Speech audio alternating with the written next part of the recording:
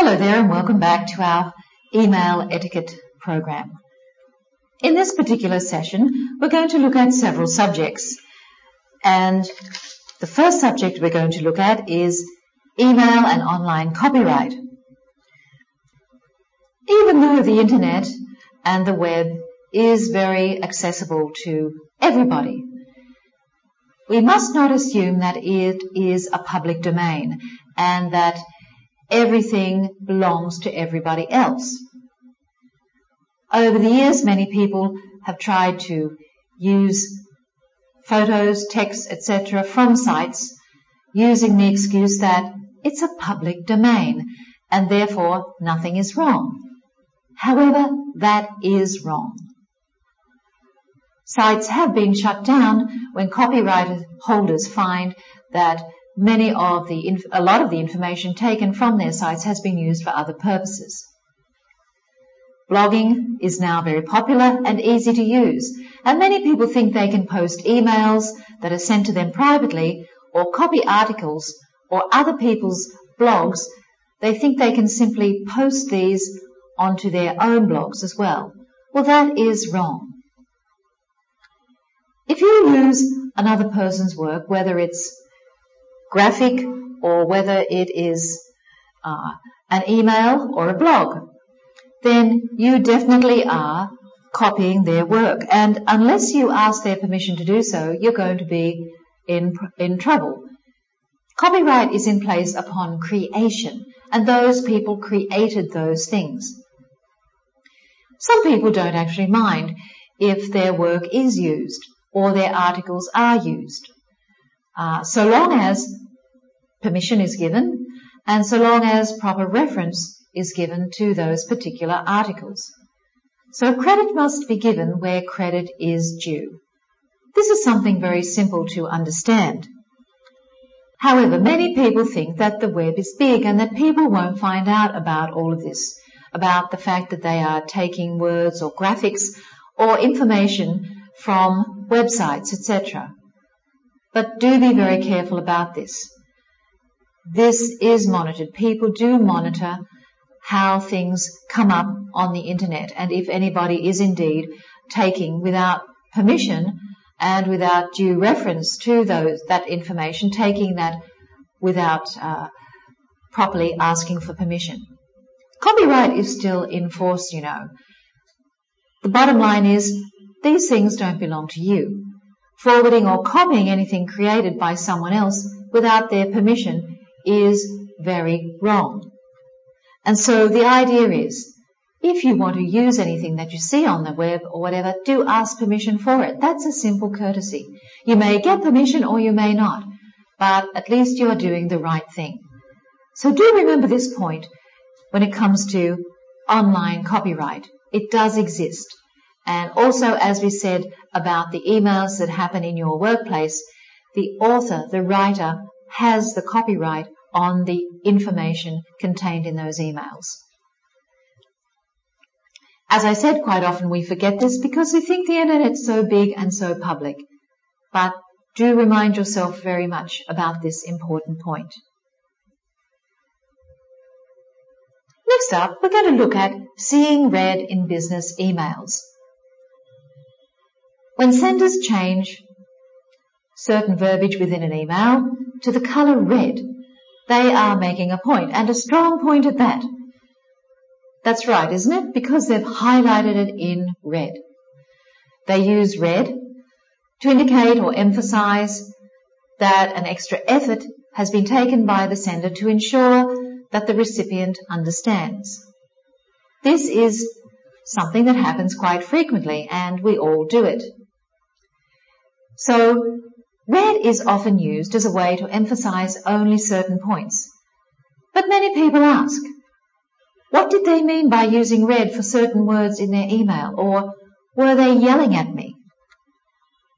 The sender meant to make a point and to add strong emphasis, and really wanted to ensure that those words in particular caught the attention of the receiver. So yes, you could say that they were using a louder voice, but they were not yelling at you as typing in all capitals would indicate. So if you wish to use red, then that is okay. It is commonly known as a way of professionally highlighting points. But typing in all red caps, without a doubt, would reflect that the sender is clearly upset and wants you to know about that. So take a note here about using red in emails. Sometimes it is highly effective, and people know that this is a professional business way of highlighting things, and it really is very useful. Most managers have never used changing text to red as a tool to communicate tone or emphasis in their business emails. And so we have to wonder if it really is the best approach in business communications of any kind. You don't selectively red words on your business letterhead, do you? So why would you do it in an email?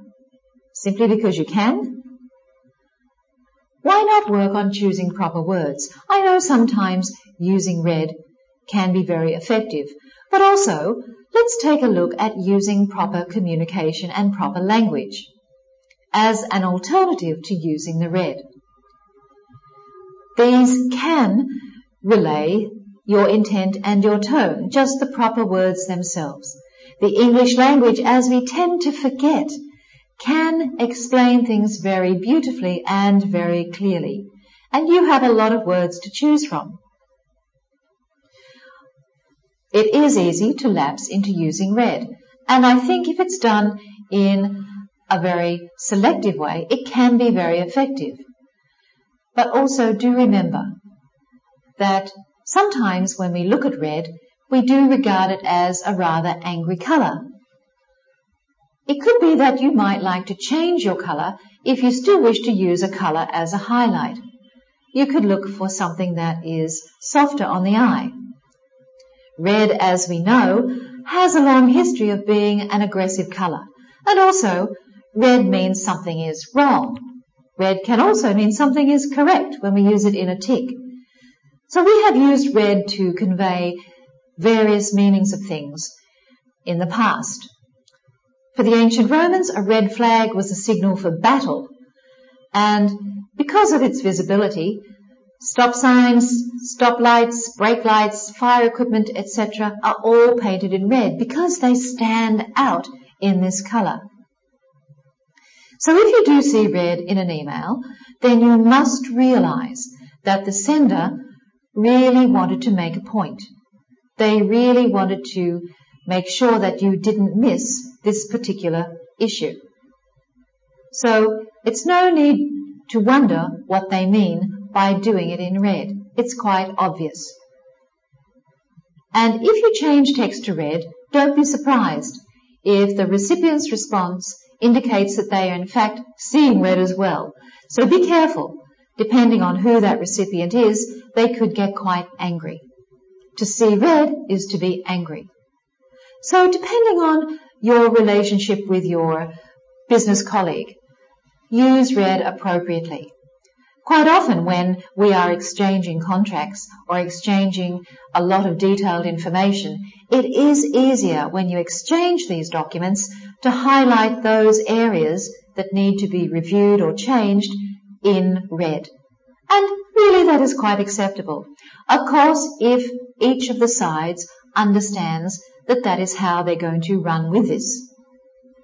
But if you normally use red in an email, and remember, red is very bold, red is very bright, you may wish to think of another colour that might highlight in a softer way what you are trying to bring to the point of emphasis. All of this depends a lot too on the relationships that you have developed with your business partners, with the people around you, and whether indeed you ask each other whether you can conduct your emails this way or whether this is satisfactory. I'm not saying here don't use red at all. I'm just highlighting to you the upside and the downside of using red. So it really is a matter of choice. It is more preferable in a document to use red, as I said. In an email where you're just having a conversation, perhaps not. Let's take a further look about font size in your email business, in your email matters. Does the size matter? Is it important to be careful about the size of the letters and the words? What if you receive an email where the font is much larger than normal? What do you do? What's your reaction? This sometimes does happen. You receive an email in 14 point instead of in 10 point. Do larger fonts mean that the person is yelling and screaming at you? So remember, if you wouldn't do this in a business letter using business letterhead, then don't do it in business emails. It serves no point. You may be thinking you're stressing a point or trying to get some quick action because you're highlighting how urgent something is with a larger font size. That is not really what it turns out to be. So most of us know that we've never really run into a situation in business email where making the font larger served any real constructive purpose. I think here that what we tend to think of is that the person's made a mistake and they haven't been able to reduce the size to the proper size, or that the person's system is not working properly, or that they really don't know how to use technology, or that they're just not concerned about how you feel. So it does matter in business emails, the size of the font. You don't want to be over the top with your size. You need something that is normal, a 10 or 11, or at the most, a 12-point size. This will be very acceptable. When it comes to using a larger font size, unless actually that you are visually impaired or you have difficulty seeing a smaller font size, then if you're going to send this letter using a larger font size, it will be perceived that you are wanting to emphasize things. So if it is difficult for you to see and read the words and you want to make it larger, then okay, you can do that while you are actually typing the email. But it would pay for you to then reduce the font size down to the normal size or back to the default size before you click send. Otherwise, people will really think that you are trying to emphasize something, that you are trying to add stress to a particular point in your email. You know, this is all about whether you are able to understand what the intention is of the sender and how they want to choose to communicate in their emails. Since it takes actually a manual setting to be able to change a font size, it is interesting to note then that it is quite deliberate. If people do have to change it up to a larger size, then you can assume that there is a reason for doing so. And if it is much, much larger, yes, they may take it that you mean to yell or scream. So be very wary if you do find that you have large font sizes on emails coming in, or indeed if you tend to make them large in your email that you're sending out. Actually, it doesn't really look good at all. When you see that there is a large font size, you start to wonder whether that person's made a mistake. Well, that's what I think anyway. So try to keep the font size the same size as the default on your email software program, unless you're trying to make a point, but I do believe that you can make a point in very different ways. You can be more selective, and if you don't use it too frequently, you can bold or underline or italicize to make that small point. Let's take a look at whether business email greetings matter. We did start at the beginning of our program noticing how to address people in the to field, etc., but also in the body of the actual email. Are you too busy to type the proper greetings? Do you think that it isn't necessary to include a brief greeting at the beginning of your emails? Really, if you don't take the time to put in rather a nice and brief greeting in the beginning of your emails, then people might think that you're a little bit too abrupt or sharp, or you could be perceived as being bossy, where you're just sending out a list of commands to someone. It doesn't take much to actually type in hello or hi or how are you, things like that. Of course, keeping it to a professional level, you would say a few more words than that. So the greeting can make all the difference in the world in setting the tone of your email. So it is well worth it to spend a bit of time to open up your email with something that is very nice and something that's very warming to the recipient.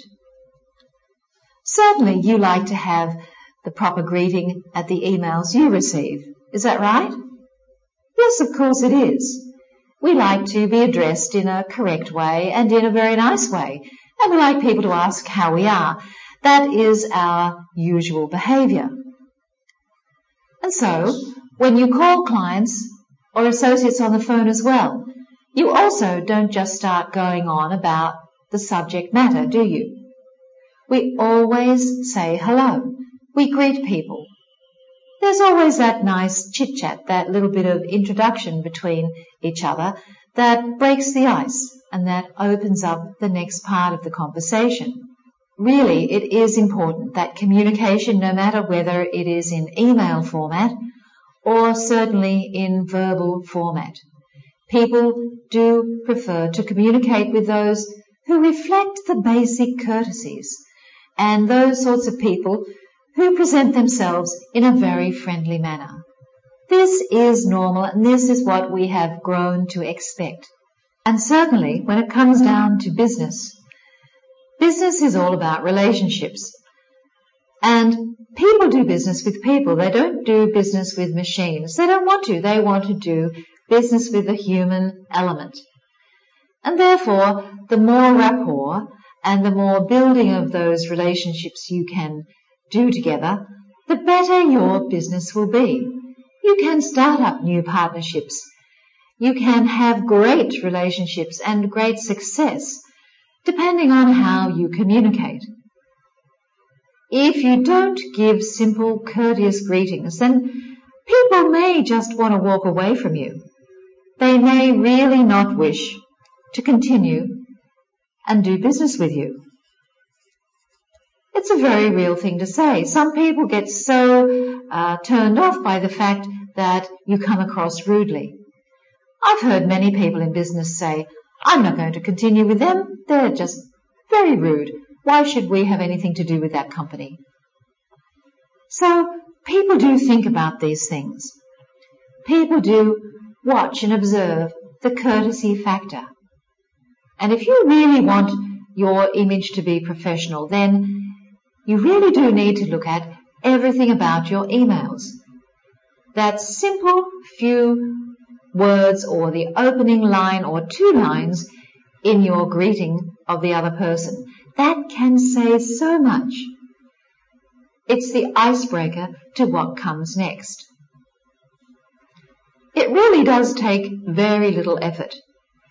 You don't have to have a doctorate's degree to be able to greet somebody in an email. You don't have to be able to study for years and years and years in order to do this. You just have to be friendly, to be courteous, and to be professional. It really does set the tone for what's going to come. And it also will set the level of formality and respect that is dictated in your relationships together and with the person on the other side. So take time. Remember, emails don't mean you have to rush everything. We think we do, but we actually do not have to rush. So instead of just going straight into your matter, straight into the subject, just open with a greeting.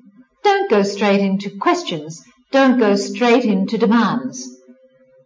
It will go a long way for you if you are seen as someone that it's nice to do business with, that it's a pleasure to communicate with. and that relationships will form from that. You don't want your clients or your associates or your friends cringing when they see your name in their inbox, do you? No. You want them to actually open up that letter and really respond in a very positive way. That's what you want. And so when you develop a good way of writing your emails and opening up those greetings, then that is exactly what you will get. It makes a lot of sense. Slow down and just be courteous. Now let's not forget, business emails and good business email etiquettes mean dollars, okay? Let's not forget this main point. You can make money, and you do make money through your emails. So the way that you do this and the way that you do it carefully and properly is very, very important. Your customers are obviously going to be much happier with you if you are polite and courteous, and therefore your business will develop, and of course your profit will increase and you will be successful. That's it, very, very simplified. And we know that now email is a main way of doing business. There is absolutely no doubt, and we can't avoid it. We also know that email is a very competitive tool. And you know, if you really use it well, if you know how to use it, you can really gain an advantage over your competitors. If your competitors are very slow, or they make the mistake of disregarding the importance of proper email communication. So that means you have a chance to shine above your competitors by the way you approach email and the etiquette that you have with email. There are a lot of companies out there who are very bad communicators. It could be that one of those companies is a competitor of yours. So in order to stay on top, in order to always be up there with the major part of the market share, increasing your email etiquette, improving it and making it excellent can really increase your profitability and your productivity. This really gives you an edge. It will give you an edge to be able to solidify partnerships, to gain more customers, and to retain those customers as well. Don't forget that point. And you will be able to grow your networks. You'll be able to expand your bases, perhaps within your own country and also indeed globally. So when you do embrace emails and really use good etiquette, you can stand far above your competitors. You can create new opportunities as well. And in your new contacts that you meet and you make, then there is always the opportunity for much more business and accelerated business as well. On the other hand, if you communicate and you are very green, we would say, you are very unaware of the way that you can use this tool, and if you don't include basic, simple, non-time consuming courtesies in your emails, then if you don't do this, then what will happen if your competitors do? They will take your market share. They will take it. So what it comes down to is that customers will look at you and they'll look at your competitors, and they'll be comparing the different kinds of communication that they see. And therefore they'll be making up their mind as to who they will go with and to who they will choose. So it really is important that you are perceived as to be very strong in your email communications. Remember, people want to do business with people. They don't want to do business with machinery or pieces of cardboard or pieces of stone. They prefer to do business with people that they like, because then it becomes a pleasure. Then it's a joy. It's not a hard task. It's not an unrewarding task. And they know that when they do business with people that they like, in some way that makes their life easier, and they feel that they can rely upon you. They know that you are knowledgeable, they know that you are professional, and then they feel a whole lot better in doing business with you. If you really don't consider integrating the proper email habits into your business strategy, then that can be very risky. Remember, email policy, set that standard. Set the standards that you want to have with the way that emails are conducted and written in your company. And once you've got that in place, then you're on the road to doing some good business and growing your business. So why would anybody be so resistant to learning and applying the skills necessary to thrive online? Why would they be resistant to that? It's probably because people get too busy. We're too busy thinking about ourselves, and we forget to integrate simple things into our messages, the simple greeting and the simple closing. So if you have difficulty with the way you frame or the way you write emails, start right from this day onwards to be sure that the opener and the way you sign off really is very pleasant and very, very courteous. It's not good enough to be really preoccupied with what we do at home or what we really want. We need to take the time, and this is an important step to take the time to reread the emails and to ensure that things are correct, that the tone is right and the formality level is correct. Now, you might say, I'm too busy, I'll just tap it out and send it off. I would think that if you wanted to enhance your skills and your etiquette, why don't you start by, from tomorrow, rereading through, quite slowly, so you can take it all in, the content of your email, and really then send it off after that. Don't rush. As I've said through this program, we do tend to think that the nature of emails is fast, fast, fast, which it is. However, we don't have to be fast, fast, fast in replying where we forget the common courtesies and we don't take the right amount of time to do things. If you're writing a letter in handwritten form, you're very aware of the spelling mistakes that you make, aren't you? You're very aware that you might be making grammatical mistakes. And so therefore you would never send a letter off, a handwritten letter or an actually typed letter that has lots of mistakes in it. So the same thing applies here, this general rule. If you're not prepared to send an email or the content on a formal business letterhead as it is, then do certainly not send it off by email. This is something we need to change in our thinking, to change the way we think. We really do need to think not what is really convenient for us, we need to be thinking about the other person as well.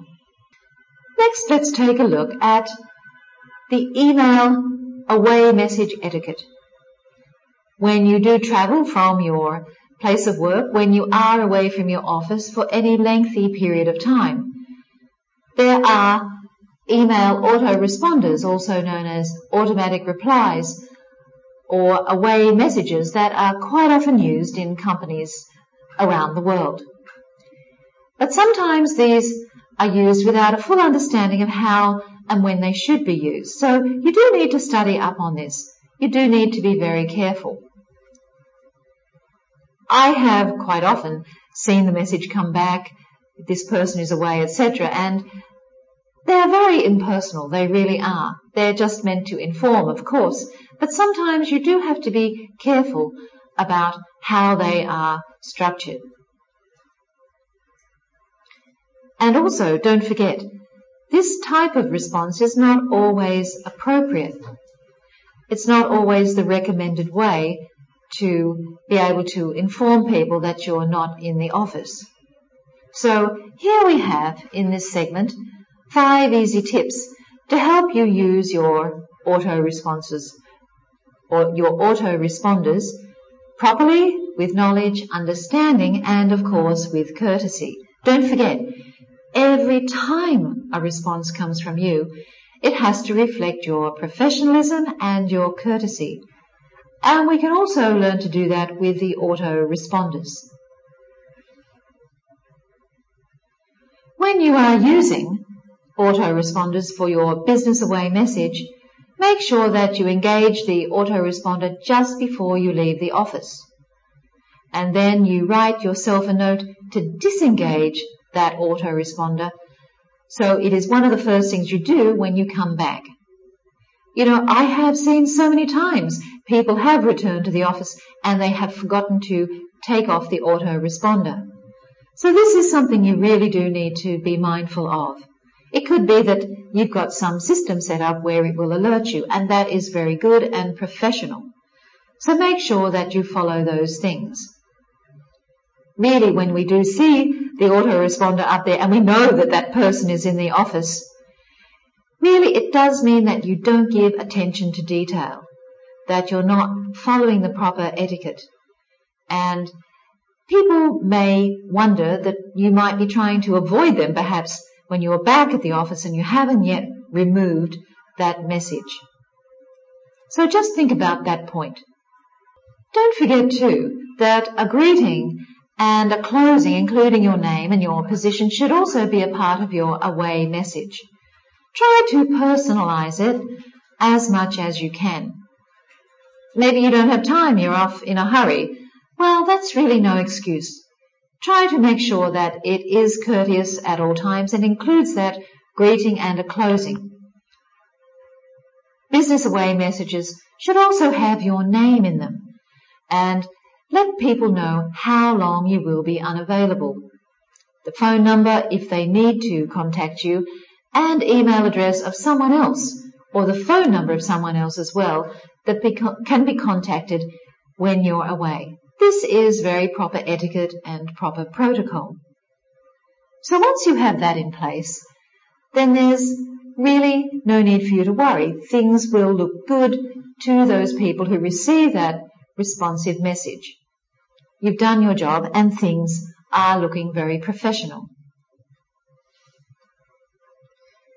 Autoresponders also can be used to confirm the receipt of an inquiry or for disseminating commonly asked for information. So you could see, for example, there'll be an instruction, click here to get our automated message on such and such. So autoresponders are used that way as well. But they need to have an email address in the from field that is not the same as that of the autoresponder. Sometimes people will hit reply to ask questions or give you their input. Rather than having them get another copy of what they've already received, replies should go to a different account. And point number 4.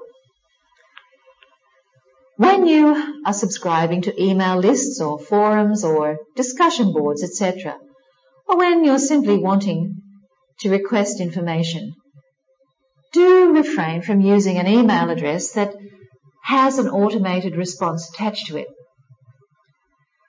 In this way, virtual loops can be created that create literally thousands of back and forth messages when an address with an autoresponder makes a request to another email address using another autoresponder. This can get very, very confusing. And the inquirer makes their request. The request gets replied to by an autoresponder, and the inquirer's autoresponder goes back to the address that responded, which responds again. And this back and forth will go on and on until one side or the other side shuts down their autoresponders. This does get very, very tricky. This gets very, very annoying. So please try to maintain a very good protocol when you're subscribing to email lists, etc. And point number 5, our final point here. When you are engaging an autoresponder away message on an email address that you know you have used to subscribe to email lists, etc., Be sure to unsubscribe from those services as well and resubscribe when you come back. This will really stop you from getting messages and from your message being repeatedly sent out to those who also subscribed who are not emailing you directly. To avoid this situation altogether, it's best to have an email address that you use specifically for such activities.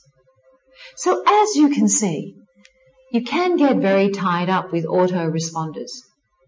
So the main thing that you need to do when you are away from the office, when you are going to be away for any period of time, you can also ring those people that are your regular customers, and you can highlight the fact that you will be away. It's quite common courtesy to pick up that phone and just give them a small note about where you're going and how long you'll be away. That is also a very personal way of responding to them and to being very professional. Don't think you have to rely totally on email. I know in this program we are talking about email etiquette, and of course everything is important in this regard. But don't forget the human factor. You do have a voice, you are able to ring people, and you are able perhaps to even write a very nice note to that customer that you have or to that business partner, just telling them that you will be away. And that way they can keep that in their log of things. Particularly if this is important for your regular customers, your loyal clientele. That's just something to think about, and I think it's a very valid point to think on these things. As I said, autoresponders are very good tools, and when used in the correct way, they really do help to keep other people informed. So keep all of these issues in mind that we've gone through when you're using your autoresponders, so that they don't become annoying, that they become more of a benefit than an annoyance. Coming up in our program next is think before you click send. This is very, very important. So many things go wrong. So many misunderstandings happen because of the misinterpretations that happen in business email every day. Do you agree with me there? It is really very true, isn't it? Usually at fault is one side or the other not paying attention to what they're doing. And therefore, they press click and off goes something with some incorrect information in it. Maybe they might send something to the wrong person. Have you done that? I know I have. In the past, I have sent things to the wrong person. Then I've had to do a whole lot of work, a whole lot of damage control, we say, to rectify that situation. If you're rushing through things, if you're rushing in typing emails and not spell checking and things like this, really be careful before you click send. I think it's important to say, and I like to say this throughout our program, particularly concerning emails, is we all do need to slow down and take a very deep breath.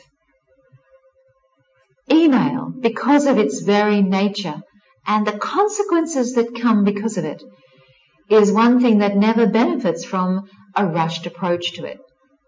It can really bring great damage. So you do need to be very mindful of this point.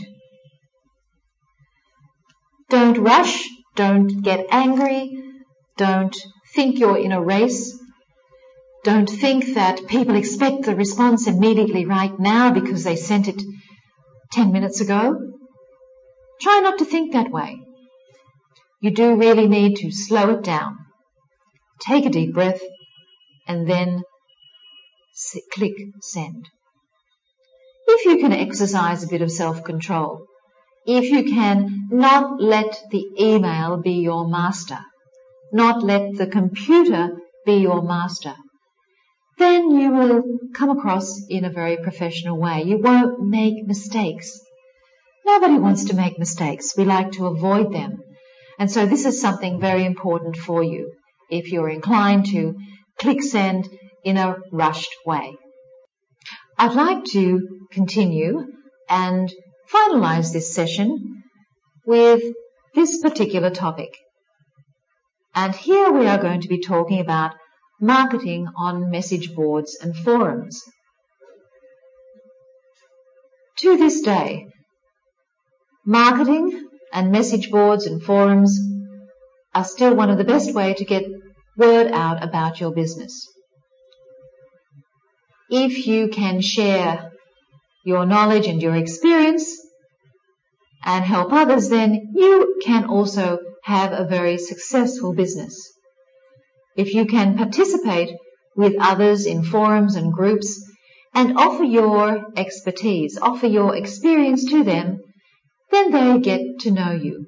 And then you begin to build very strong networks. Lots of people get to know about you. So this is a very, very powerful and a very effective way of getting word out about who you are, what you sell, what you do, what your services are. Members of these forums, by the way, they also take note of how you conduct yourself. They get to know your style, they get to know your personality, and they get to understand how you communicate. They get to know whether they should perhaps trust you, and indeed, perhaps referrals will come from them because of the way they've gotten to know you through these marketing forums or message boards. They may feel very comfortable contacting you when they need a product or service.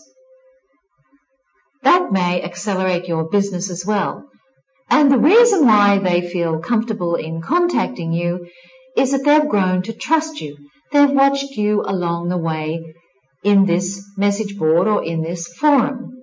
So they feel like they know you. As always, there's a proper way to approach marketing on message boards and forums. If you are too commercial, if you are too pushy, or if you are too transparent, and other members will know exactly what you're up to, and they would therefore disregard you as a potential resource when a need rises.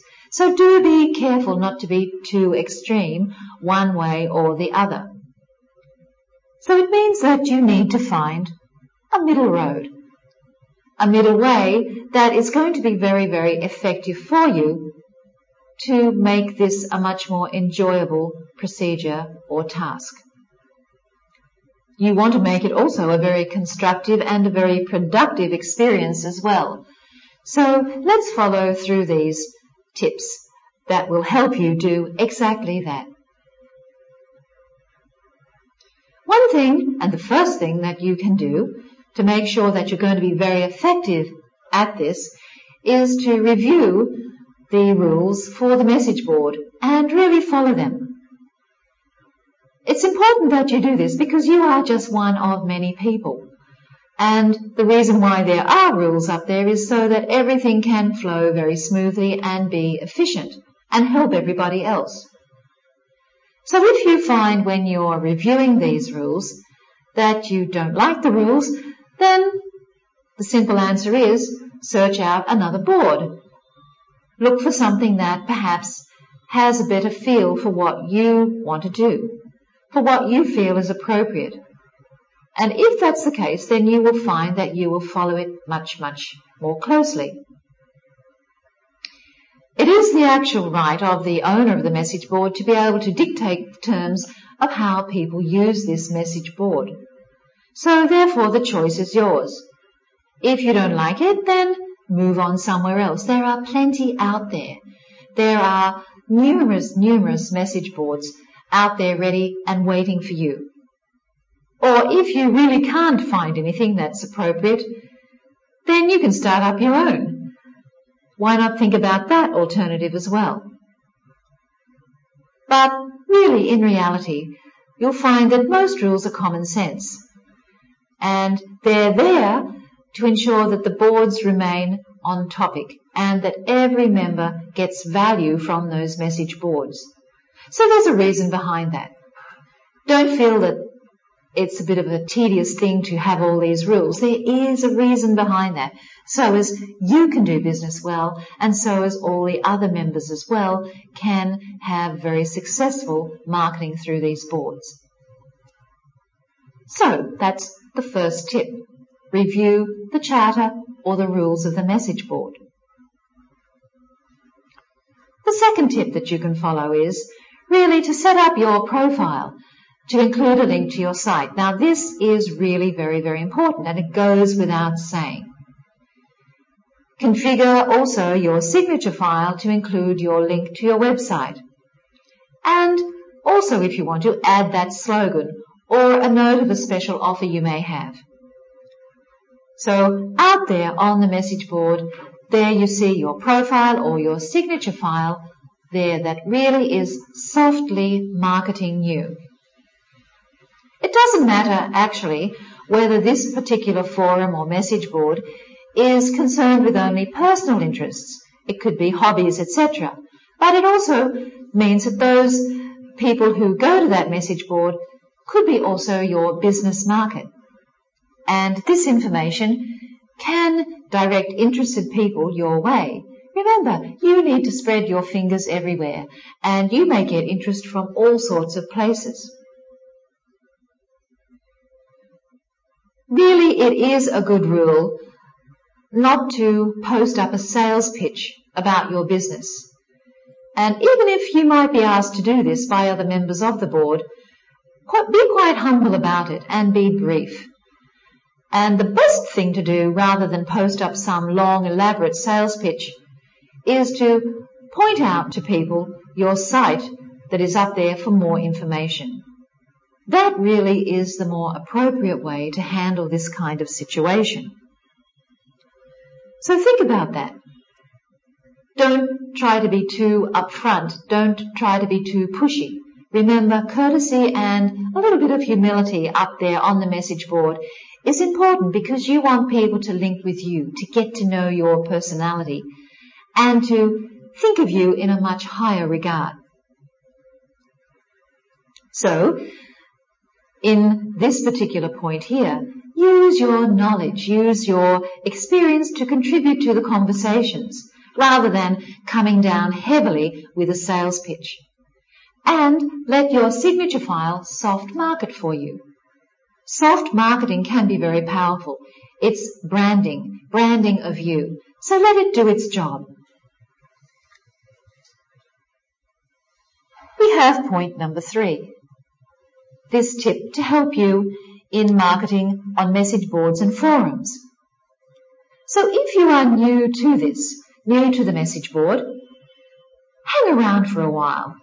Wait around to get a feel for the community and the personality of the regulars before you post anything. That makes sense to me. Does it make sense to you?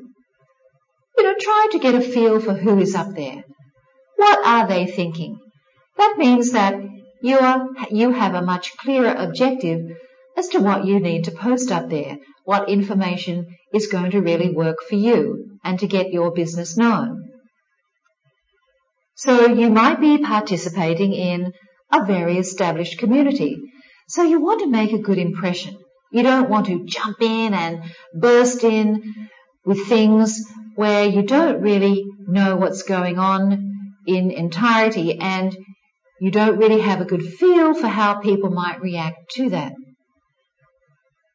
So sit back and observe. Really read up, watch, see what goes on, so you can get a feel for the atmosphere of that message board. And you start to get to know people. You get to know their personalities and their expectations.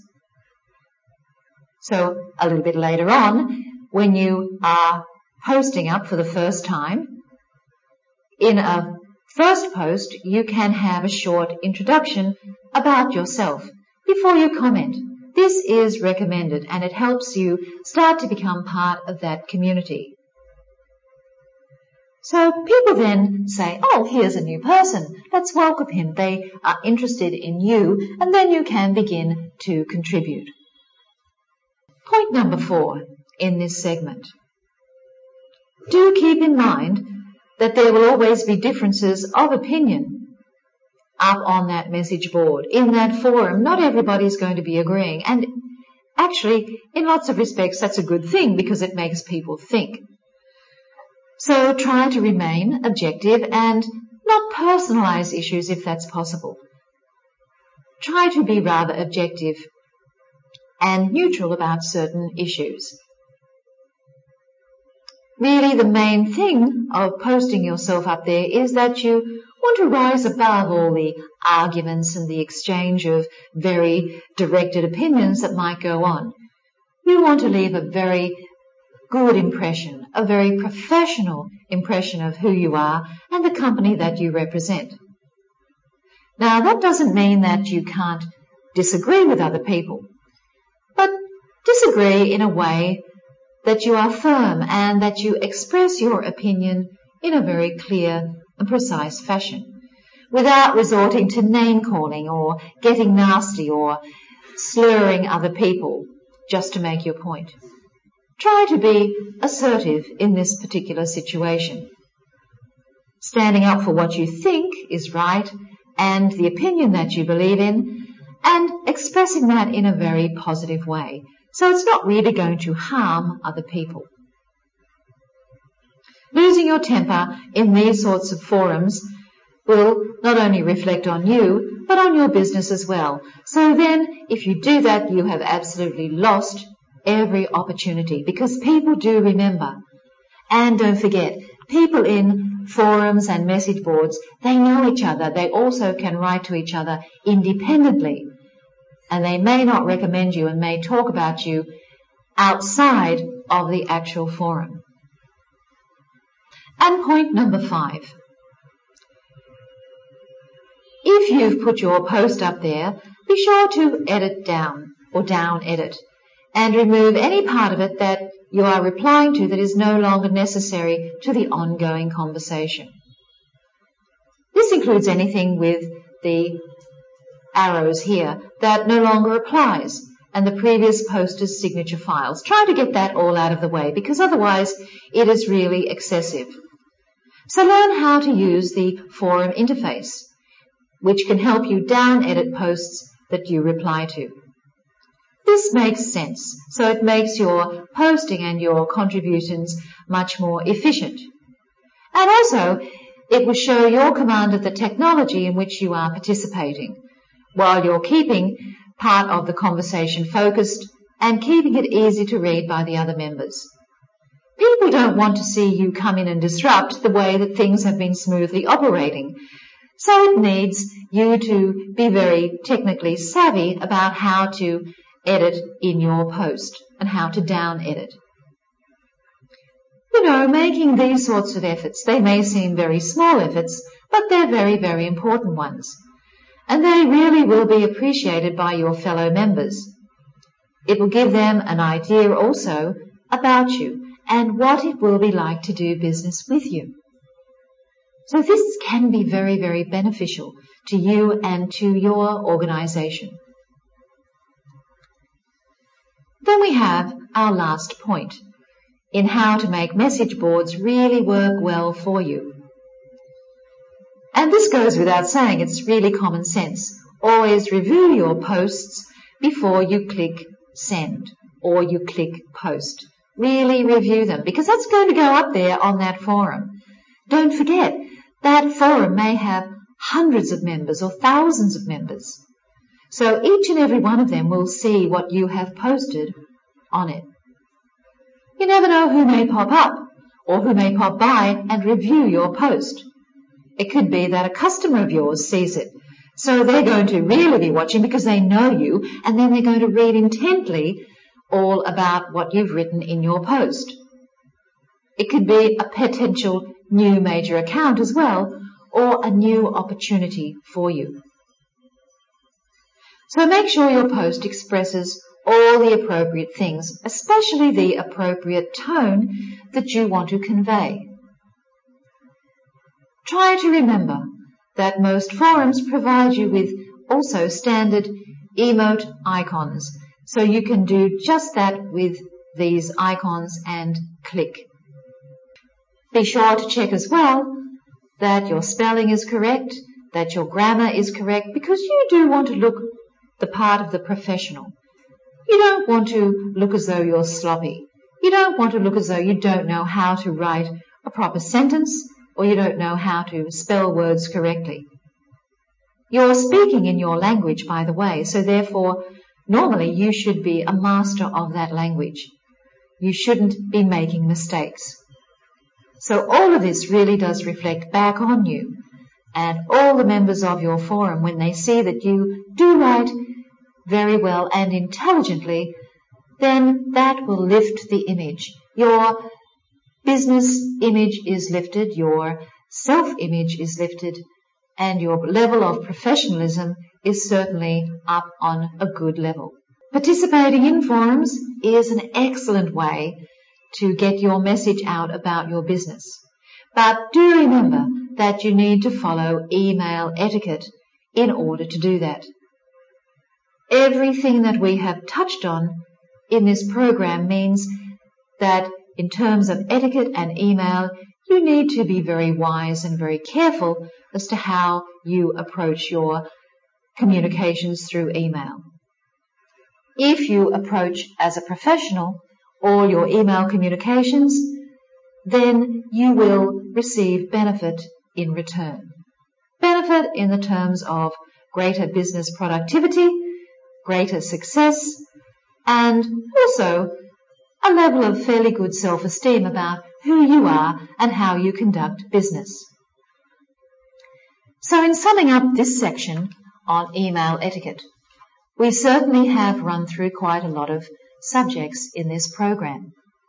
Each and every one of these items is meant to help you understand them much more deeply, so that if you find you are making mistakes in these areas, that you can go to that particular point, to that particular matter, and begin to improve your skills. Remember, you want to shine above the rest. You want to see that your customers see you as being very, very professional. That is the name of the game. That is the aim of having very good business email etiquette. And not only do you benefit, but do remember, everyone around you benefits as well. Your department, your division, your company, and also those people who work with you. Your customers too. They benefit because they actually enjoy communicating with you. They really think that it's more of a pleasure than an arduous task. And bottom line, we can say that that is really a wonderful achievement in itself. So I would like to say thank you for sharing your attention with me in this program, giving me your time. And I do hope that you take these hints, these pointers, and this knowledge back with you and begin to apply it back in your workplace. Thank you very much, and goodbye.